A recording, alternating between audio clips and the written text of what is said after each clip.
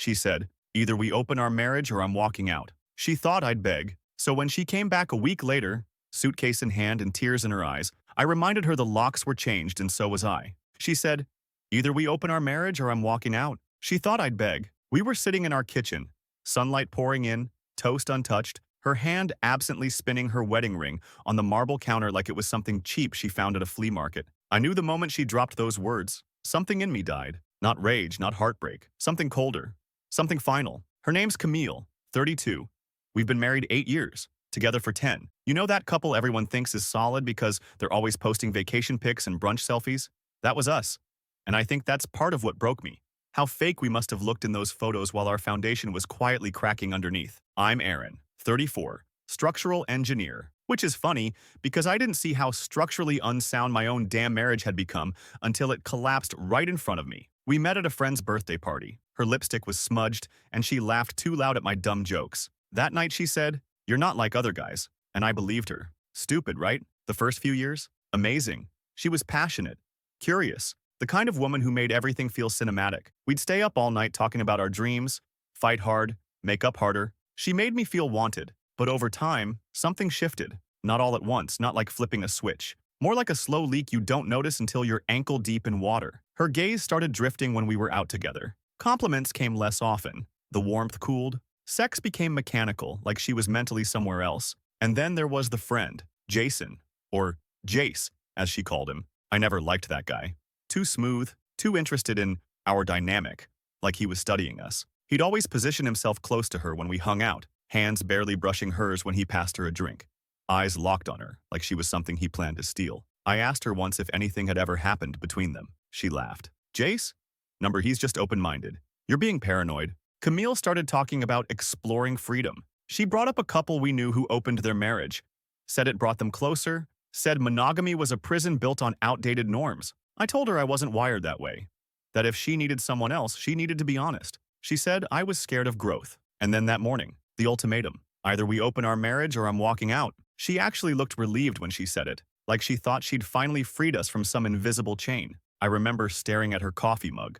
A tiny chip on the handle. I'd glued it months ago because it was her favorite. Funny what you fix and what you don't. I said, then walk. She blinked, like she misheard me. I'm serious, Camille. If this is the condition for staying married to me, walk. She left that afternoon, took a week off work, said she needed to find herself. And I changed the locks that night, not to be petty, not out of spite, but because I knew that if I let her back in even for a second, I'd start rationalizing the betrayal. I'd let her spin it into self-discovery and not what it really was. Abandonment dressed up as enlightenment. She thought I'd beg, but something in me finally understood. If she was willing to risk everything we built for a maybe with someone else, she was never truly mine to begin with, and I was done pretending. She didn't leave like someone escaping. She left like someone expecting applause. She packed one duffel bag, casual, like she was going on a yoga retreat, not detonating a decade-long relationship. Didn't even take her wedding dress, still dry-cleaned and sealed in the back of our closet from our 5th anniversary photos. I remember standing in the hallway, watching her zip the bag up, waiting for her to look me in the eye. She didn't. I'll be staying with Jace, she said, flat, like it was just a line in a script. I didn't say anything. I couldn't. My chest was a war zone of silence and screaming. When she walked out, she didn't slam the door. She shut it gently, like she thought she'd be back. That night, I sat in our living room staring at the blank TV screen. Every room felt haunted. Her perfume still clung to the hallway. Her charger was still plugged in by the nightstand. It hit me then. Not just that she was gone, but that she thought I'd be waiting. She really believed I'd warm her seat. That week was the longest of my life. I couldn't sleep in our bed, so I crashed on the couch, our wedding photo face down on the coffee table. Friends started checking in, some awkwardly, others not at all. Mutuals played dumb. Her Instagram went dark. She didn't text, didn't call, until day 6. Then the messages started. First, a casual, hey, like we were catching up after work. Then, can we talk soon? And finally, I miss you. I think I made a mistake. Too late. I'd already done what she never expected. I moved on, fast and brutal. Changed the locks, cleared out her closet, gave the landlord her key and told them she didn't live here anymore. The big symbolic moment? I took our framed wedding photo and buried it in the trash like a corpse. Took out the trash that night. Slept better after. Day 7. She showed up. I heard her before I saw her, heels clicking down the walkway like she owned the pavement. When I opened the door, she was standing there, suitcase in one hand, mascara smudged, lower lip trembling. Her voice cracked. Aaron, please. I didn't move. I made a mistake. I thought I needed space, but her eyes scanned the doorway behind me, confused, like she expected the furniture to look just as she left it. It didn't. I'd rearranged everything. I miss us, she whispered. That's when I said it. Calm, clean, surgical. The locks were changed, and so was I. She blinked like I'd slapped her. Aaron, come on, don't do this. You don't mean this. We can fix it. Jace, he wasn't what I thought. Oh, I knew. That's why she was back. She burned the bridge and the escape pod failed. Now she wanted to come crawling back like we were rewinding a VHS tape. I looked her dead in the eyes. You wanted the door open. You just didn't think I'd close mine. Her shoulders crumpled. The suitcase slipped from her grip and hit the porch with a hollow thud. She reached for my arm, and I stepped back. Aaron, don't throw us away, please. I nodded once. I'm not. You did. Then I shut the door and locked it. Her sobs echoed on the other side like a storm I no longer lived in. I thought that'd be the end of it. I honestly believed she'd cry it out on my porch, Uber back to Jace's loft or wherever, and I'd never hear from her again. That was the fantasy, the clean break, the dignified exit. Reality had other plans. She came back the next night, this time pounding, fist to wood, over and over. You're seriously doing this to me? After everything we've been through? I didn't answer. I just stared at the door, hard in my throat. She pounded harder. I left for you, to help us grow. You're punishing me for trying to save us. I texted my friend Ryan. He lives 2 streets down and used to be a cop. Need you to come by. She's losing it. He was there in under 5. Camille was still screaming when he pulled up. She backed off the porch when she saw him. I opened the door a crack. Camille, go home. I don't have a home, she snapped, voice cracking. You changed the locks, Aaron. You locked me out like I'm some side chick. Ryan stepped between us, calm but firm. Ma'am, you need to leave. She blinked at him like he was a bouncer at her favorite club. Who the hell are you? Friend. Witness. Get off his property. That's when she lost it. She shoved her suitcase at him, hard, and started screaming about how I emotionally manipulated her, how I set her up to fail, how she was trying to evolve, and I couldn't handle a strong woman with needs. Then, she slapped herself. I'm not kidding. She slapped herself, loud and dramatic, then staggered back like she was in a soap opera. He hit me, she screamed at Ryan. He pushed me. Ryan stared at her like she'd grown horns. Lady, I've been standing here the whole time. Don't try that crap. She froze. Her plan had flopped. Her tears went from wild to small and pitiful. She dropped to her knees, grabbing her head. I have nothing left, she sobbed. Please, Aaron, please. And in that moment, I felt nothing. Just a dull, distant ache, like hearing about a fire in a town you left years ago. I turned to Ryan. Should I call someone? He nodded. Yeah, her mom. I found her mom's number in my old phone backups and dialed. 10 minutes later, her mother showed up, mortified, and helped Camille into the car like she was a drunk bridesmaid. Camille wouldn't even look at me. When they drove off, Ryan stayed behind. You okay? He asked. I think so. She's not done. I know. He looked around the porch, at the cracked suitcase, the spilled toiletries, the broken woman who used to be my wife, and said, You did the right thing. I nodded. I wanted to believe that, but I had no idea how much worse it was about to get. The voicemail started 3 days after Ryan sent her packing. 37 seconds of sobbing, then silence. Then her voice, small and cracked. You think you're free of me? You think it's that easy? We're not done, Aaron. You don't get to walk away clean. Then she hung up. That same night, my boss, Mark, calls me into his office. Says someone emailed the company HR inbox with a concern about me, an anonymous tip. Claims I've been drinking on job sites and making inappropriate comments to female coworkers. My heart dropped. I don't drink, never have. And the closest I've come to an inappropriate comment is saying I liked Cheryl's mug that said, I survived another meeting that should have been an email. Mark saw right through it. Camille? He asked. I nodded. She actually attached photos, he said, spinning his monitor. Grainy images of me at a bar, with water. I remembered the night. It was a going-away thing for a coworker. She must have followed me, snapped pictures, cropped out the context. That woman's a nutcase, Mark muttered. We're not taking this seriously. But if she sends more, we might have to log it. It didn't stop there. Next came the texts from unknown numbers. Cheater, manipulator, hope your new whore is worth it. Then a 1-star Yelp review for my firm under a fake name. Engineer showed up reeking of alcohol, clearly unstable. Do not trust him with your home or family. Camille had gone full scorched earth. I called her mother. She's spiraling, her mom admitted. Jace kicked her out. Apparently he wasn't looking for a relationship, just sex. She thought it would turn into something more. So now she's trying to ruin my life? She's not well. I don't care if she's possessed, tell her to stop. Her mom paused. Aaron, she says you were abusive. My blood ran cold. What? She's telling people you gaslit her, that you controlled her finances, trapped her in the marriage, that you isolated her from friends. That's what she did to me. I whispered. I know, her mom said, but she's fragile and vengeful. I hung up. The next morning, my car windshield was smashed. Not cracked. Smashed. Spiderweb to hell, the word pig, keyed into the hood, glass all over the driveway. The cops came, took a report, but said without a witness or footage, there wasn't much they could do. I knew it was her. She hadn't just lost me, she'd lost the version of herself she got to be while with me. And now, she wanted to obliterate everything that reminded her of it, everything that still functioned without her. But that's when I stopped playing defense. That's when I started planning. Update 1. South Wow. Did not expect this kind of reaction. Y'all showed up in the comments like emotional Navy SEALs, ready to drag Camille into the Mariana Trench and set up base camp. Some of you made me laugh harder than I have in weeks, especially whoever said, she wanted polyamory, but only if poly meant you stay miserable while I rotate men like tires. Bless you. To the folks who asked if I'm okay, I think so. I'm sleeping with a bat near the bed and checking my car every morning like I'm in a mafia movie. But yeah, breathing's easier now. Thank you for that. Some of you suggested I lawyer up.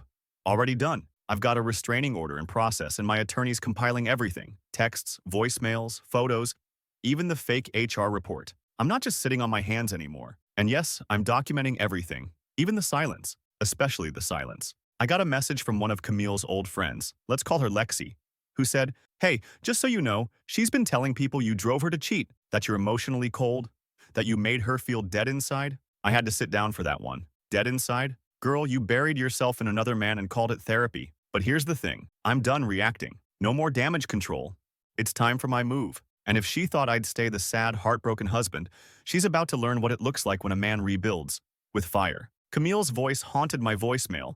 But her lies? They haunted the people who still kinda believed her. Lexi, the friend who messaged me, used to be tight with Camille. They'd traveled together, gone wine tasting, did all that Instagram perfect bestie nonsense. But Lexi had a conscience, and she was sick of Camille's BS. She's painting you as this emotionally repressive villain, Lexi said over the phone. Like you were cold and calculated, and that's why she had to open the marriage. I didn't respond right away. Then she said, I don't believe her. Not anymore, especially not after what she did to Jace. Wait, what? Apparently, Camille had tried to move in with Jace the week she left me, brought her suitcase, gave him this long speech about exploring freedom together, and expected a whole eat, pray, love sequel. But Jace? That man didn't even offer her a drawer. Told her point blank he wasn't looking for commitment, especially not with someone unraveling in real time. So she imploded. Drunken calls, showing up at his place, screaming from the sidewalk. Police got involved. I smiled. Because here's what I did next. I made a highlight reel. Yep, a fucking PowerPoint. I pulled every receipt. Her texts to me where she begged for the open marriage. Screenshots of her telling her friends we were too traditional. I even found an old Instagram caption from her burner account, monogamy is just fear wearing a tuxedo. Classy.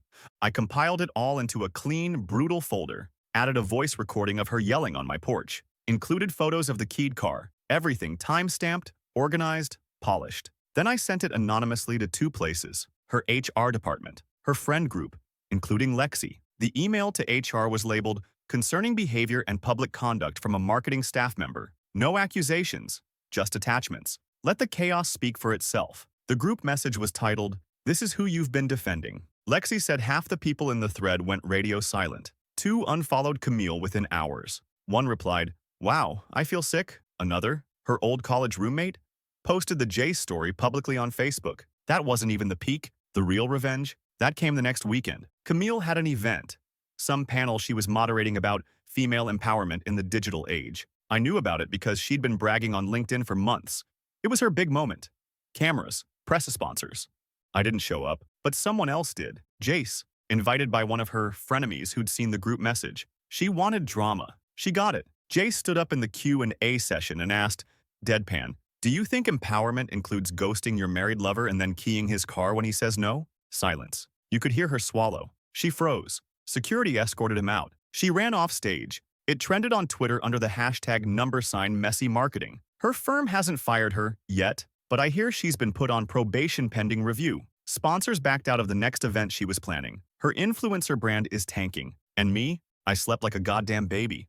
I should have known it wouldn't end there. Camille doesn't lose. Not gracefully, not quietly. She combusts. After Jace wrecked her event, she vanished off social media for 4 days. No posts, no cryptic quotes, nothing. I let myself believe she might finally back off. That was stupid. The email came on a Wednesday. Subject line, to whom it may concern. It was sent to my company's client mailing list. She spoofed my name, made it look like it came from me. The body? I regret to inform you that due to my personal struggles with addiction and a recent domestic violence investigation, I will be stepping away from my role indefinitely. I want to thank you for your trust, and I apologize for any disruption this causes your projects. Please direct inquiries to our main line, Aaron. When I read it, I actually went numb. I had to sit down. I read it 3 times, blinking like my brain wouldn't let it register. It hit every insecurity I've ever had. Addiction? I've never touched anything stronger than Advil. Domestic violence? Camille literally hit herself in front of a witness. But she knew what it would do, how those words would stain. I spent 5 hours doing damage control. Clients were confused. A few were panicked. One woman, God bless her, actually replied, "Aaron, please call me. I don't believe a word of this, but I need to hear it from you." That night, I called my lawyer and said, "Take the gloves off." We filed the restraining order immediately. We pulled her phone records. My attorney contacted the event venue and got security footage of her screaming outside Jace's car. I even tracked down a barista from a cafe near her office who'd overheard her bragging about how she crushed her ex's career with one email. But I wasn't done, because Camille crossed a line. She didn't just try to humiliate me. She tried to destroy everything I built, everything that wasn't hers to touch. So I gave her one last gift, a framed copy of our wedding vows. I mailed it to her office, return address, the man you thought you could break. I circled one line in red ink. I promised to protect the life we build, even from ourselves. Then I attached a sticky note, "You became the threat," so I protected it. 3 days later, she called me blocked, left one last voicemail, just a whisper, "You ruined me." Nah, you ruined yourself. I just stopped cleaning up your mess. Update 2. South. She came back, and this time, she didn't come to fight. She came to plead. It was a Sunday, late afternoon, sun going down, football on low in the background. I'm half asleep on the couch with a beer sweating in my hand. Knock on the door. Not pounding. Not wild. Just soft. Rehearsed. I knew. I opened it, and there she was. Camille. Hair pulled back. No makeup. Hoodie and leggings like she was trying to look small. She had her suitcase with her again. That same worn leather one she left with the first time. It looked heavier now. She looked heavier. "Aaron," she said, voice trembling. I didn't answer. Tears welled up in her eyes. I lost everything. I stayed quiet. Jace's friends won't talk to me. My job's on thin ice. My family thinks I'm unstable. I am unstable. But I didn't mean to hurt you. I spiraled. She sniffled. Took a shaky breath. "I miss you. I want to come home." I looked at her. Really looked at her. And I swear for the first time in months, I felt calm. Because I finally saw her for what she was. Not a monster. Not a goddess. Just a scared, selfish woman who thought love meant ownership. And who never imagined I'd learn to live without her. So I said the last words I'd ever say to her. "You're not locked out because you hurt me. You're locked out because I healed." Then I closed the door. And locked it. Again. For good. After that final door close, she didn't come back. No more knocks. No more voicemails. The digital static stopped. It was like she evaporated from my life, finally understanding the one thing her ego couldn't process. There was no audience left. But even when the storm moves on, you still have to sweep the glass. My firm kept a few nervous clients on ice for weeks. We had to send out a formal statement about unauthorized correspondence and reassure everyone I wasn't spiraling into addiction or violence. One older couple actually sent me a card. "We never believed a word of it. Let us know if you need anything." I kept that card pinned to my office corkboard. My lawyer, real MVP, pushed the restraining order through in record time. We submitted everything, screenshots, emails, video of her outside Jace's place. The judge called it one of the most deliberate and disturbing campaigns of personal sabotage she'd seen in a civil case. Camille was barred from contacting me, coming near my home, my job, or speaking publicly about me again. I didn't show up to court. Didn't need to. The evidence showed up for me. But here's the thing they don't tell you about revenge. It doesn't heal you. It just clears the wreckage so you can start actually healing. Because even after everything, some nights I still woke up thinking I heard her voice. Some part of me still expected a text, a scream, a headline. I'd look over at the empty half of the bed and remember how she used to sleep with her back to me, always just slightly out of reach. Freedom is quiet, but it's also lonely. Until it isn't. Because here's the part that surprised me. I started painting. Camille always hated blank walls. Said they made her feel unanchored. So she filled every room with loud, aggressive art she never asked if I liked. Stuff that screamed color and chaos. After she left, the silence was unbearable. So I bought a canvas. Then another. Didn't know what I was doing. Didn't care. Just started dragging color across emptiness. My walls are quiet now, but they're mine. Lexi and I, yeah, the friend who warned me, grab coffee sometimes. It's not romantic. Maybe someday. But for now, it's good to be around someone who saw the hurricane from both sides and stayed standing. Jace? Last I heard, he moved to Denver. New job, new girlfriend. Apparently blocked Camille on everything. Her last public post was weeks ago. A photo of her by the ocean. Caption said, "Some people build walls, others become storms." I was both. 2 likes. One was her aunt. There's this moment that keeps looping in my head. I'm standing in the kitchen. Same one where she spun her wedding ring and threatened to leave unless I opened the marriage. Same light slanting through the blinds. Same smell of old coffee and dust. But this time, I'm barefoot. Paint on my fingers, music low. And I'm alone. And I'm good with that. It's been 4 months since she showed up with that suitcase and the last of her delusions. 4 months since I reminded her the locks were changed, and so was I. And now, I don't flinch when my phone buzzes. I don't scan crowds for her face. I don't replay the what-ifs like some sad movie looped in my head. I go to work. I build things. Real things. Bridges. Homes. Quiet spaces that hold weight and don't collapse when pressure hits them. I sleep. Deep, unbroken sleep. The kind I didn't realize I hadn't had in years. I deleted our old photos. All of them. Wedding, anniversaries. That trip to Arizona where she cried because the Airbnb didn't have the right kind of mirror. Gone. Every last curated moment. Not out of spite. Out of release. I forgave her. Yeah, read that again. I forgave her. Not to fix her, not to welcome her back, but to scrape the last bit of her residue out of my chest and toss it in the wind like ash. I forgave her because I had to start telling myself a new story. One where I wasn't the victim of her cruelty, but the architect of my own rebuild. And the new me? He's quiet. He's sharper. He doesn't explain his piece to anyone. One of my neighbors, single mom, 2 kids, asked if I could help fix her front steps. Normally, I'd say no. Not because I'm cold, but because I used to spread myself thin trying to prove I was good. This time I said yes because I wanted to. Just that, no need for applause. We sat on her porch later, drinking ginger beer and talking about dumb horror movies. She laughed. Honest laugh. No subtext, no manipulation, just 2 people being human. I didn't think about Camille once. And that, I think, is the real ending. Not her crying on the porch, not the HR scandal or the smeared windshield or the voicemail threats, but me, finally, fully, living, without her, without the ghosts, just here. And that's enough.